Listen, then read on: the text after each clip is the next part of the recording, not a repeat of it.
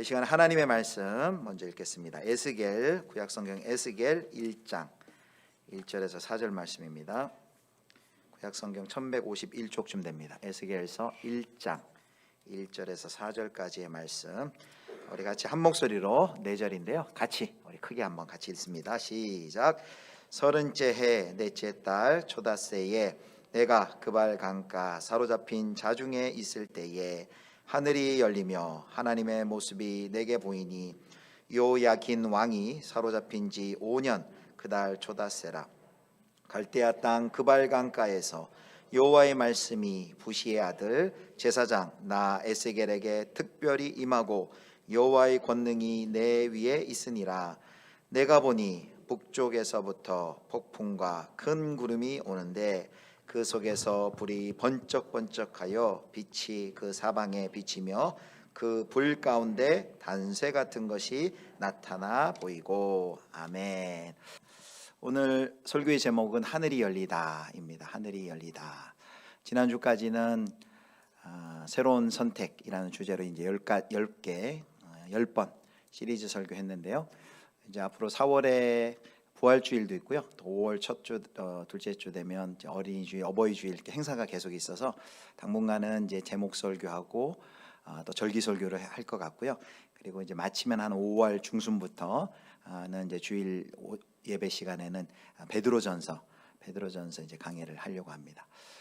또 수요일에는 저희가 19번 다윗 현실에 뿌리 박은 영성 시리즈 설교를 했는데요. 지난주에 마쳤는데 4월부터는 이제 디도서를 통해서 이제 교회에 관한 교회론에 대한 설교를 또 할 겁니다.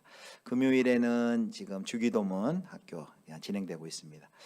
주일에는 우리 성도님들 많이 오시는데 저희 교회가 코로나 이전에 비해서 수요일하고 금요일이 많이 참석자가 많이 줄었습니다. 보통 대면으로는 한 30여 분, 그리고 온라인으로 한 30여 분에서 한 60여 분 정도 참석하시는데 조금 더 힘을 내셔가지고 수요일과 금요 온세대 기도회도 우리 성도님들 함께 참여하셔서 함께 예배하고 기도하시면 좋겠습니다. 자, 오늘 이제 에스겔서 1장을 살필 텐데요. 에스겔서 1장에는 에스겔의 소명받은 기사가 나옵니다. 에스겔이 하나님께 부름받은 이야기인데요. 자, 우리 1절 말씀을 함께 읽습니다. 1절 같이 읽겠습니다. 시작. 서른째 해 넷째 달 초닷새에 내가 그발 강가 사로잡힌 자 중에 있을 때에 하늘이 열리며 하나님의 모습이 내게 보이니. 아멘.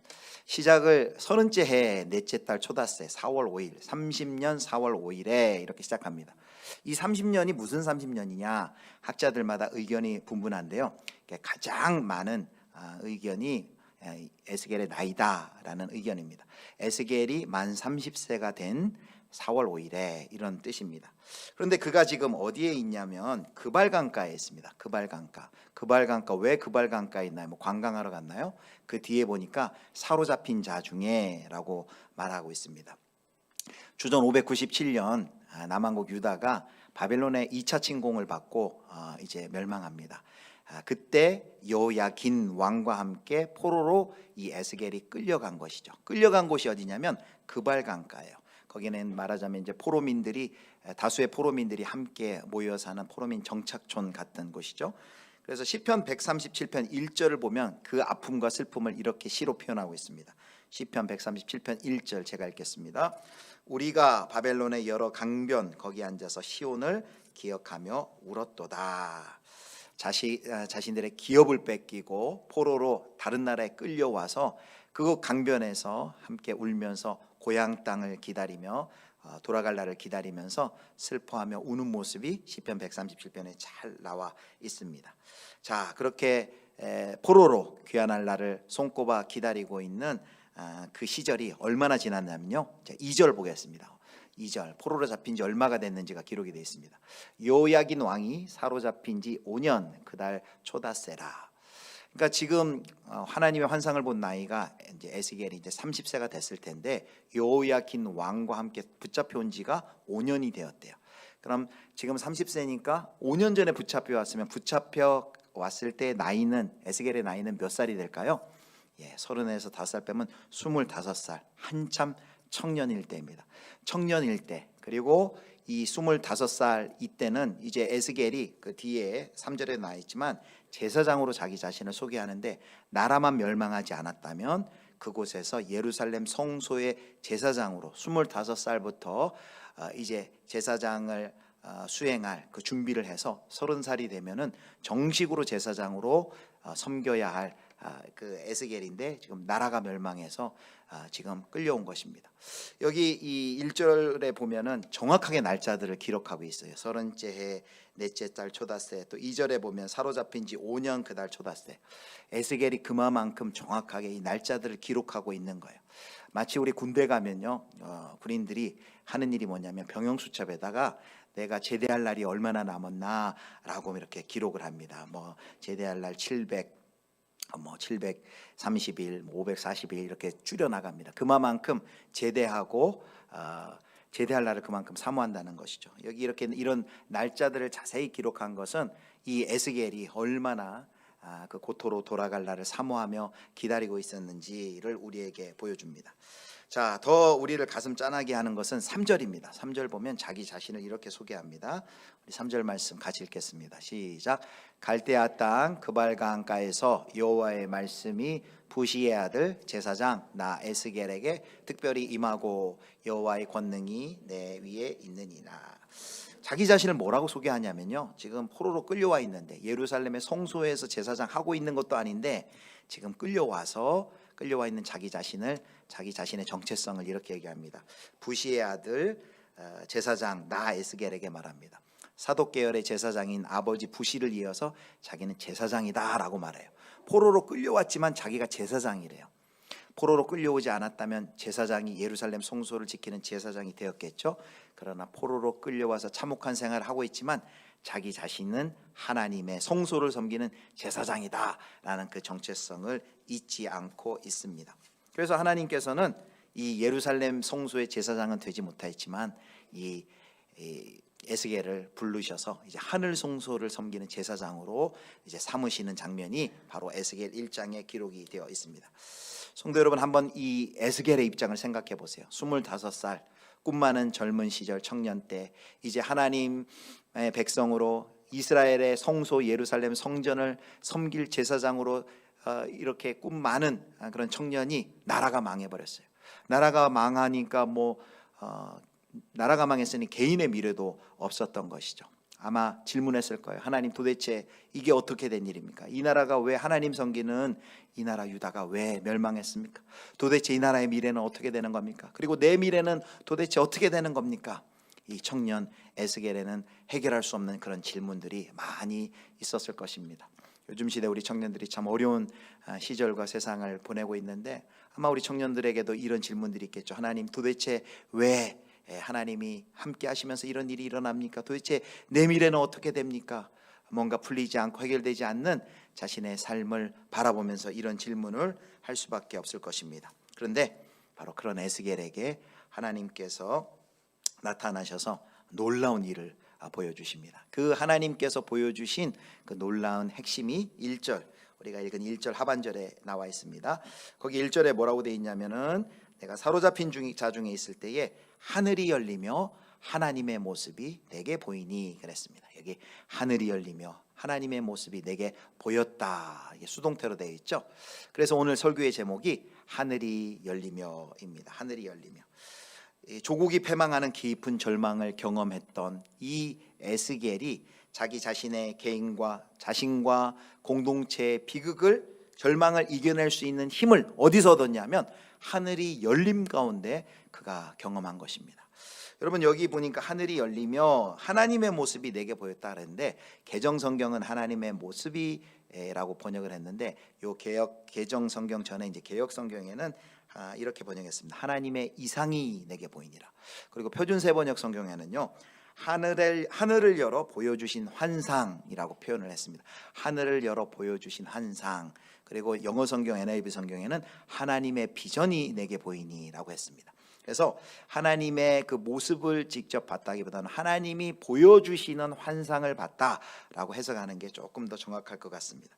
도대체 하나님께서 절망 가운데 포로로 끌려가 있는 에스겔에게 나타나셔서 하늘을 열어서 하나님께서 그 에스겔에게 보여주신, 하나님이 보여주신 그 환상이 도대체 무엇일까요? 자, 그 환상이 바로 4절에 나와 있습니다. 4절, 그가 본 환상 4절 말씀 함께 보겠습니다. 같이 읽습니다. 시작.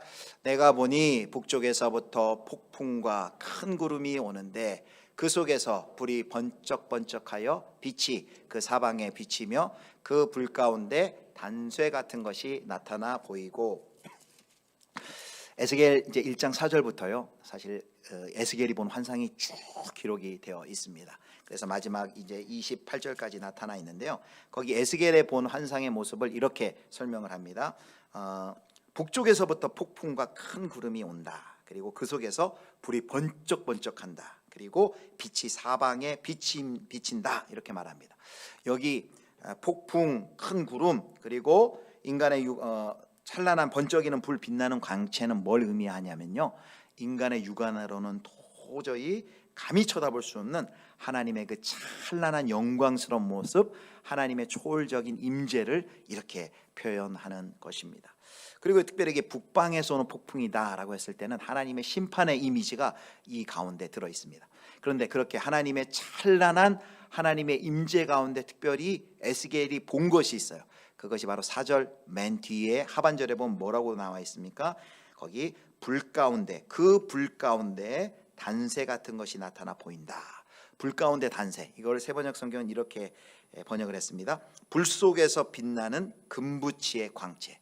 막 불이 타오르는데요, 큰 금부치가 보이는 거예요. 그러니까 에스겔이 그걸 본 거예요. 여러분, 이것이 무엇일까요? 에스겔이 본 그 불이 가득히 불타오르는 가운데 본 그 금부치가 무엇일까요?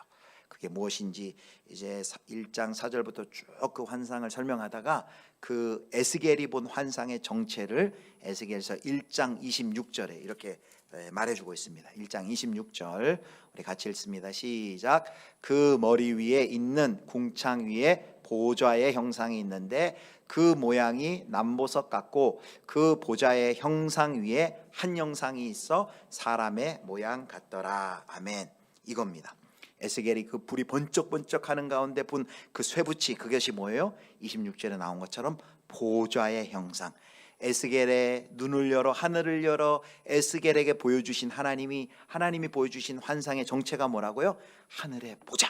하늘의 보좌를 에스겔 눈을 열어 보여주신 겁니다. 그리고 그 하늘 보좌가 상징하는 건 뭐냐면 28절에 이렇게 기록이 되어 있습니다. 자, 28절 같이 한번 읽습니다. 시작. 그 사방 광채의 모양은 비 오는 날 구름에 있는 무지개 같으니 이는 여호와의 영광의 형상의 모양이라. 내가 보고 엎드려 말씀하시는 음성을 들으니라. 아멘. 하늘의 보좌, 하나님의 보좌를 봤는데요, 이 보좌가 상징하는 게 뭘까요? 그 28절에 나와 있죠. 하나님의 영광의 형상의 모양입니다. 바로 하나님의 영광을 에스겔이 본 것입니다. 특별히 이 에스겔이 본 환상을 1장에 쭉 4절부터 쭉 보면요, 여러 가지 환상의 그룹들의 모습도 나오는데 특별히 바퀴가 나와요. 바퀴가 있어가지고 이 하늘 보좌는요, 종횡무진 정지되어 있는 것이 아니라 바퀴가 있어서 원하시는 곳 어디든 우주와 세상 종횡무진이 다니면서 통치하시며 다스리심을 보여줍니다. 불전철할 수 있어요. 불이 가득히 타오르는 그 가운데 바퀴가 있고 그 보좌는 하나님이 원하시는 곳으로 다니며 통치하시는 하나님의 불전차 보좌를 이 에스겔이 본 것입니다. 사랑하는 성도 여러분, 왜 하나님께서 에스겔에게 많은 다른 여러 가지 환상도 있을 텐데 왜 하늘을 열어서 하늘 보좌, 하나님의 불보좌 전차를 에스겔에 보여주었을까요? 그 당시 고대 근동의 신학은 이거였습니다. 나라와 나라가 전쟁에서 싸워서 한 나라가 지면 그 나라가 섬기는 신도 진 거예요. 지금 유다가 패망했습니다. 유다가 패망했다는 건 뭐예요? 유다가 섬기는 그 하나님이 그 바벨론의 신에게 진 거예요. 이 도무지 이해할 수 없는 일이었습니다. 그래서 유다 백성들은 에스겔도 그렇고 유다 백성도 그렇고 그 질문과 그 고민에서 헤어나올 방법이 없는 거야. 아니, 어떻게 온 세상과 만물의 하나님 여호와 하나님이 다스리시는 우리나라가 이 전쟁에서 패해서 나라가 망할 수 있단 말인가? 라는 그런 질문을 하고 있는 거예요. 하나님이 안 계신가? 하나님이 무능한가? 하나님이 주무시나? 하나님 우리를 버렸나? 이런 질문을 하고 있는 그때에 그 고민 가운데 있던 청년 에스겔에게 하나님이 하늘을 열어서 하늘의 보좌를 떡하니 보여주셨습니다. 그리고 하나님은 여전히 그 보좌에 앉으셔서 지금도 온 세상과 온 우주와 만물을 종횡무진 다니시면서 하나님이 통치하시고 다스리신다라는 것을 보여주신 거예요. 유다 땅의 보좌에서는 유다가 망해서 유다의 왕은 없어서 그 보좌는 텅 비어 있지만 하늘 보좌는 이상이 없다. 하늘 보좌는 하나님이 세상을 다스리신다. 오늘 찬양한 것처럼 하나님이 온 땅의 주인이시다 라는 것을 그 절망 가운데 비통해 있는 에스겔에게 그리고 이스라엘 백성들에게 알려주시기 위해서 하늘을 여시고 하늘 보좌를 보여주시고 하나님의 통치와 다스리심을 보여주신 것입니다. 사랑하는 성도 여러분, 우리도 이 시대도 살아가다 보면 앞이 막히고 뒤가 막히고 옆이 막히고 전후좌우가 다 막히는 사방이 꽉 막힌 것과 같은 그러한 고통의 시간을 통과하고 계신 성도님들이 있으실 것입니다. 사방이 막혔을 때 하나님이 어떠한 일을 역사를 해주시나요? 바로 하늘을 열어 하나님의 보좌를 보여주신 그런 생명의 역사가 우리 예수비전교회 성도님들 가운데도 있기를 간절히 축원합니다. 사방이 막혔을 때 하늘을 열어 보여주시는 하나님. 여러분, 그러면 우리도 하늘이 열리길 바라는데 어떻게 해야 하늘이 열릴까요? 우리도 이 에스겔처럼 그발강가에 나가서 하늘이 열리는 환상을 본 것처럼 우리도 한강변이라도 좀 나가야 될까요? 나가서 기도해야 될까요? 여러분, 하늘이 열린다는 것은 무슨 그런 신비한 역사가 오늘날에도 갑자기 우리에게 임하는 것을 의미하지 않습니다. 하늘이 열리는 것은 여기 오늘 본문 말씀 1장 3절에 보면 이런 표현이 있어요. 여호와의 말씀이 부시의 아들 제사장 에스겔에게 특별히 임하고 그리고 여호와의 권능이 임했다 그랬습니다. 하나님의 말씀이 임했을 때 하늘이 열렸어요. 여러분, 이 시대 하늘이 열린다는 것은 뭐예요? 하나님의 말씀이 우리 가운데 임하는 거예요. 그래서 오늘 이 예배 드리는 시간 하나님의 말씀이 우리 가운데 임하고 기도하고 아침에 성경을 열고 묵상하고 예배하고 기도하는 그 시간은 하늘이 열리는 시간인 줄 믿으시기를 바랍니다. 하늘이 열리고 하나님의 말씀이 우리에게 임하면 어떤 일이 일어나요?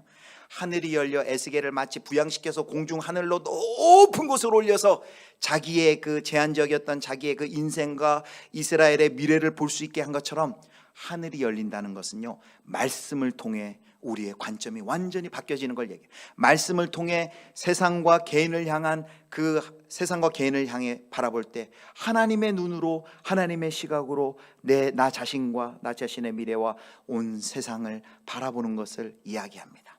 사랑하는 성도 여러분, 하나님께서 우리에게도 하늘을 열어주셔서 하나님의 말씀을 경험하게 하심으로 하나님의 말씀으로 온 세상을 바라보시는 은혜가 있기를 주님의 이름으로 축복합니다. 그래서 백석대 이유재 교수님이란 분이요, 이런 이야기를 했어요. 주의 백성이 이 땅의 고통의 현실 속에서 꽃피우게 되는 승리란 다름 아닌 관점의 승리다. 시각이 바뀌는 거예요. 이 세상에 돈이 있어야 최고고 돈이 있어야 성공이라는 이런 어떤 기복주의 물질적인 관점에서 벗어나서 무엇이 진정한 인생의 의미이고 무엇이 인생의 목적인지 말씀을 통해 깨닫는 거예요. 그것이 하늘이 열리는 거예요. 그런데 뭐라고 얘기했습니까? 이 땅의 고통 현실 속에서 꽃피우게 되는 승리는 바로 아닌 관점의 승리예요. 하나님이 하늘의 문을 여시고 우리를 하늘로 이끄시어 하늘의 보좌를 보여주실 때 그 보좌가 뭘 의미한다 그랬습니까? 그 보좌는 하나님이 여전히 온 세상의 주인으로 세상을 통치하시고 다스리신다라는 이 관점을 가지고 세상을 바라보는 것, 이게 바로 승리다라는 거예요. 자, 그렇다면 오늘 이제 남은 시간은 이렇게 하늘의 보좌를 바라보고 하나님이 온 세상을 다스리십니다, 통치하십니다 라는 이런 관점으로 세상을 바라볼 때, 이러한 관점을 가지고 믿음 생활을 할 때 우리에게 세 가지 놀라운 변화가 일어납니다. 하나님이 하늘의 보좌에 앉으셔서 온 세상을 다스리십니다, 통치하신다라는 것은 우리에게 세 가지를 우리에게 보여주십니다. 자, 첫 번째입니다. 첫 번째, 우리 같이 한번 읽겠습니다. 첫 번째 조금 긴데요, 같이 읽습니다. 시작. 답을 듣지 못해도 하나님을 신뢰할 수 있고 신뢰도 됨을 보여준다. 첫 번째 키워드는 이렇게 얘기할 수 있어요. 신뢰라고 할 수 있습니다. 자, 우리가 하나님이 통치하시고 다스리심을 믿어요. 하나님이 보좌에 앉으셔서 온 세상의 주인이심을 믿어요. 그런데 우리의 삶 가운데는 어떠한 일이 일어납니까? 질문에도 답이 들리질 않아요. 해결되지 않아요. 여전히 우리의 삶은 하나님이 통치하고 다스리심을 믿는데도 불구하고 우리의 삶에는 변화가 없어요. 여전히 아파요. 여전히 암에 걸려요. 여전히 병치레를 해야만 해요. 여전히 실패가 있어요. 낙오가 있어요. 눈물이 있어요. 하나님, 이게 뭡니까? 아니 왜 하나님이 통치하시고 다스린다고 하시는데 도대체 우리의 현실은 왜 이 모양 이 꼴입니까? 하나님을 향해 우리가 외칩니다. 우리만 외치는 게 아니라 이미 이거는 긴 역사 가운데 성경의 많은 저자들이 동일한 질문과 동일한 부르짖음을 했습니다. 특별히 시편의 기자들.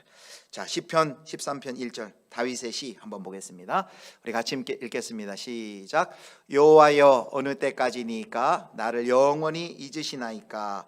주의 얼굴을 나에게서 어느 때까지 숨기시겠나이까? 다윗이 지금 뭐라고 합니까? 어느 때까지니까, 어느 때까지니까. 도대체 어느 때까지 주의 얼굴을 숨기시겠습니까? 그가 당하고 있는 고통 가운데 하나님 좀 개입하여 주시고 좀 고쳐주시고 문제를 해결해 주십시오. 하나님 좀 답을 보여주십시오 하는데 아무런 대답이 없는 거예요. 다윗도 그 경험을 했고 선배들도 그 경험을 했고 우리도 마찬가지예요. 우리가 하나님이 통치하시고 다스리심을 잘 알고 그 하나님을 믿고 섬기는데 여전히 답이 없단 말이에요. 그런데 그런 우리들에게 예수님께서 예수님의 삶과 예수님의 그 십자가의 사건을 통해 우리에게 가르쳐 주신 아주 중요한 통찰이 있습니다. 자, 예수님께서 우리에게 십자가에서 보여주신 것이 있어요. 자, 마태복음 27장 46절 말씀입니다. 우리 같이 읽겠습니다. 시작. 제9시쯤에 예수께서 크게 소리질러 이르시되 엘리 엘리 라마 사박다니 하시니 이는 곧 나의 하나님 어찌하여 나를 버리셨나이까 하는 뜻이라. 아멘. 예수님이 십자가에서 하신 일곱 마디의 말씀 가상칠언의 네 번째 말씀이에요. 뭐라고 외치셨어요? 엘리 엘리 라마 사박다니. 이 말은 곧 나의 하나님 어찌하여 나를 버리셨나이까? 하나님의 그 예수 그리스도의 그 고통에 찬 고독에 찬 부르짖음이죠. 하나님과 그 단절되는 하나님께 버림받는 고통이 얼마나 어마어마하게 큰 고통이고 큰 아픔인지를 잘 보여주는 것입니다. 그런데요, 예수님이 이렇게 지금 하나님을 향해 외쳐요. 나의 하나님 어찌하여 나를 버리셨나이까? 하나님께 질문했어요. 그런데 여러분, 성경에 아무리 찾아봐도 하늘을 여시고 하나님이 대답해 주셨나요? 아무런 대답이 없어요. 부르짖어서 예수님께서는 그렇게 간절히 부르짖었지만 하나님께서는 아무런 대답을 주시지 않았습니다. 그 순간 그 시간 심판주로서 하나님은 예수님을 버리셔야만 했고 심판하셔야만 했습니다. 아무런 대답을 주시지 않았습니다. 그런데요, 예수님께서는 죄가 없으심에도 불구하고 온 세상과 인류의 대속을 위하여 죽임을 당하시면서까지 하나님께 아무런 답변을 듣지 못하시면서 하나님의 그 심판의 잔을 마시셨습니다. 하늘 보좌를 바라보시면서 나의 하나님 그 외치며 죽으셨던 그 예수 그리스도를 통해 우리는 무엇을 배울 수 있습니까? 바로 우리 방금 첫 번째 읽은 그것입니다. 답을 듣지 못하고도 하나님을 신뢰할 수 있음을 예수님이 보여주셨어요. 답을 듣지 못하고도 하나님을 신뢰해도 됨을 예수님께서 보여주셨습니다. 하나님이 답하시지 않았지만 하나님이 답하시지 않은 그 시간이 그 예수님을 버린 시간입니까? 아니죠. 하나님께서는 그 시간 부활을 준비하고 계셨습니다. 그리고 3일 만에 예수 그리스도를 죽음 가운데 부활하심으로 죽음을 이기셨습니다. 예수님은요, 하나님께서는 우리의 질문에 뭘로 대답하시는 줄 아십니까? 바로 예수 그리스도의 십자가와 부활로 우리의 모든 인생의 질문에 사실 대답을 하고 계십니다. 하나님께서 예수 그리스도의 십자가의 죽으심과 부활을 통해 우리에게 뭐라고 대답하십니까? 우리가 이 땅에 많은 질문을 하나님께 쏟아낼 때 하나님이 답을 안 하시는 듯하지만 우리에게 답하시고 계십니다. 로마서 8장 32절입니다. 같이 읽겠습니다. 시작. 자기 아들을 아끼지 아니하시고 우리 모든 사람을 위하여 내주시니가 어찌 그 아들과 함께 모든 것을 우리에게 주시지 아니하겠느냐. 아멘. 사랑하는 성도 여러분, 우리가 많은 인생의 문제를 가지고 도무지 답이 보이질 않고 도무지 해결되지 않는 이 세상을 살아갈 때 얼마나 답답합니까? 그래서 스탠리 하워스라는 그 학자가 한나야이에서 이런 이야기를 했습니다. 그리스도인으로 사는 것은 답 없이 사는 법을 배우는 과정이다. 예수님만 믿으면 답이 척척 나오는 줄 알았는데요, 여러분, 우리가 당하는 일 아무리 설명하려도 설명할 수 없는, 한마디 위로조차 할 수 없는 그런 상황이 우리 주변 가운데 많이 있다는 말입니다. 답할 수 없어요. 그런데 하나님께서 우리에게 보여주시는 하나님의 대답은 무엇입니까? 내가 내 가장 사랑하는 아들을 너를 위해 주었다라고 이야기하는 것이죠. 그래서 우리는 십자가를 바라보면서 하늘 보좌에서 온 세상을 지금도 다스리시는 그 하나님, 아들을 십자가에 주신 하나님을 바라볼 때 우리가 뭘 깨닫습니까? 비록 답을 듣지 못해도 우리는 하나님을 신뢰할 수 있다. 우리가 지금 이해하지 못하는 이 시간이지만 하나님이 주무시는 것이 아니라 지금도 하나님은 일하시고 있다. 그것을 보여주신 분이 누구라고요? 십자가에서 답 듣지 못하시고도 자신의 삶을 온전히 하나님께 순종한 우리 주 예수 그리스도이십니다. 바로 우리가 하늘 보좌를 바라볼 때 우리도 하나님을 신뢰할 수 있습니다. 하나님, 당장에 우리 앞에 답이 없을지라도 우리는 하나님을 신뢰할 수 있는 존재가 될 수 있습니다. 자, 두 번째 키워드는요, 이제 기도입니다. 두 번째 같이 읽겠습니다. 시작. 긴장 속에 하나님 나라의 도래를 간절히 기도하게 한다. 이제 하늘 보좌를 보는 우리 하나님의 백성들은요, 하나님께 기도해야 됨을 보여주고 기도할 수 있음을 알려줍니다. 도대체 무슨 기도를 한다는 겁니까? 하나님이 온 세상을 다스린대요. 하나님이 통치하고 다스리는 나라가 하나님의 나라입니다. 단순히 죽어서 천국에 가는, 영원히 천국에 가는 그것도 있지만 그것도 있지만 성경이 말하는 대부분의 관점은 뭐냐면요, 하나님이 세상을 다스리는 곳이 하나님의 나라예요. 예수님께서 이 땅에 오셔서 그래서 하나님의 나라를 선포하셨어요. 회개하라, 천국이 가까웠느니라. 하나님의 나라를 선포하셨어요. 예수 그리스도가 그 하나님의 나라를 가지고 오셨어요. 그런데 성경에 나오니 하나님의 나라는요, 이중구조예요. 시작했는데 아직 그 나라가 계속 오고 있어요. 완성이 되지 않았어요. 그러나 반드시 완성될 거예요. 이것을 바로 이렇게 설명합니다. 이미와 아직 속에 우리가 있다. 그래서 이미와 아직 속에 있는 우리가, 그래서 긴장 속에서라는 말이 그 뜻입니다. 하나님의 나라가 아직 완성되지 않았지만 이 땅 가운데 하나님이 일하고 계신데, 그러나 여전히 이 땅에 완성되지 않은 그 하나님의 나라 때문에 이 땅에 많은 죽음의 고난의 증상들이 있어요. 눈물이 있어요. 신음이 있어요. 한숨이 있어요. 우리가 보는 지난 한 주만 하더라도 병에 걸려서 고통당하고 있는 우리의 이웃들이 있습니다. 갈등으로 인하여서 어려움을 당하고 있는 우리의 주변에 이웃들이 있습니다. 가난으로, 공고함으로 소외된 많은 이웃들이 우리 주변 가운데도 있습니다. 이런 어려움들이 여전히 이 땅 가운데 있다는 거예요. 조금 더 시각을 넓혀서 우리나라를 보면요, 우리나라는 행복하지 않아요. 온 OECD 가운데서도 자살률이 매년 1위예요. 매년 1위고, 특별히 10대, 20대, 30대 그 사망의 원인의 1위가 자살이라고 합니다. 그만큼 생을 등져야 많은 사람들이 생을 등져하는 그런 아픔이 있는 그런 사회가 바로 이 나라입니다. 이 땅 가운데 또 돈이 우상이 되어서 많은 사람들이, 많은 노동자들이 또 재해와 그리고 많은 어려움 가운데 처하는 그 현실, 돈이 우상이 되어서 인간의 목숨이 파리 목숨처럼 내몰리는 그런 현실을 우리가 보고 있습니다. 얼마나 폭력이 또 많이 있습니까? 폭력이 있고 음란함이 있고, 또 얼마나 많은 또 우리 나라 가운데 많은 갈등이 있습니까?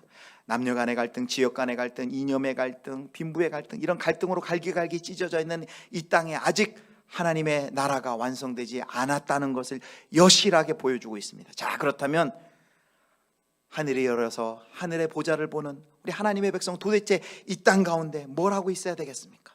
하나님이 말씀하십니다. 나라가 임하시오며. 하나님의 백성은 끊임없이 기도하라는 거예요. 하나님의 나라가 여기 임하여 주십시오. 그 고단한 현실에 애통할 수밖에 없는, 눈물을 흘리는 그 고단한 현실을 보고 절망하지 말고 하나님을 향해 하나님 통치하여 주십시오. 하나님 이 땅 가운데 하나님의 나라가 임하게 하여 주시고 하나님의 사랑과 하나님의 공의를 나타내 보여주십시오. 간절히 하나님의 그 통치와 다스리심을 위해 기도하라라는 것입니다. 사랑하는 성도 여러분, 하나님의 나라가 이 땅 가운데 임하게 해주십시오는 그냥 가만히 아무 일이 없다가 그 마지막 날 재림만 기다리는 그런 의미가 아닙니다. 하나님은 역사 가운데 마치 작은 겨자씨와 같은 하나님의 나라를 시작해 하셨는데, 이 하나님의 나라는 점점 확대되어 나가고 있어요. 점점 확대되어서 이 땅 가운데 그 하나님의 나라의 그 사랑과 공의와 하나님의 일하심을 볼 수 있어요. 그래서 그 기도를 하는 교회와 하나님의 백성들을 통해 하나님은 지금도 이 땅 가운데서 놀라운 그 악이, 죽음이 왕노릇하려 하는 이 세상 가운데 하나님이 지금도 치유와 회복과 통치의 역사를 나타나고 계세요. 여러분, 대표적인 예가 있지 않습니까? 이 지구상의 온 세상 가운데 가장 악한 법이라는 그 노예제도가, 윌리엄 윌버폴스라는 신실한 그리스도인의 하나님의 나라가 오게 해달라는 그 기도를 들으신 하나님의 역사 아니었습니까? 이 땅에도 마찬가지입니다. 해결할 수 없을 것 같은 거대한 악이 있지만, 거대한 불의가 있지만, 눈물 지을 수밖에 없는 그 상황이지만 절망하지 않고 하나님 주님, 여기 주님의 나라가 오게 해 주십시오. 하나님, 이 땅 가운데 임하여 주십시오. 하나님, 이 땅을 고쳐 주십시오. 이 땅의 교육의 현실을 고쳐 주시고, 하나님, 이 땅에 그 눈물 짓고 있는 소외된 이웃들 돌아봐 주십시오 라는 기도를 우리가 해야만 하고, 그런 기도를 하는 성도와 교회를 통해 하나님께서는 그 나라가 오게 하여 주실 것입니다. 이것이 바로 하늘의 보좌를 바라보면서 살아가는 하나님의 백성들이 마땅히 해야 할 일이죠. 마지막입니다. 마지막 세 번째 키워드는 이제 예배입니다. 세 번째 같이 읽겠습니다. 시작. 우리는 하나님을 예배해야 함을 알려준다. 하늘 보좌를 바라볼 때 하늘 보좌가 우리에게 뭐라고 알려줍니까? 너희는 하나님을 예배해야 하는 존재이다. 지금 에스겔이 그 포로로 끌려간 그발강가에서 그가 생각했던 건 뭐예요?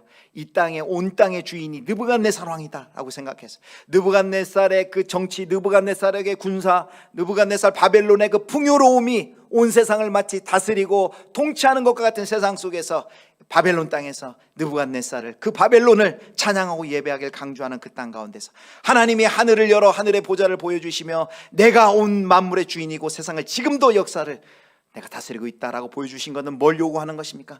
그 하나님을 예배하라는 것입니다. 마찬가지로 이 세상 가운데 지금도 여전히 하나님과 상대하여서 하나님 대신에 왕 노릇하려는 많은 것들이 있어요.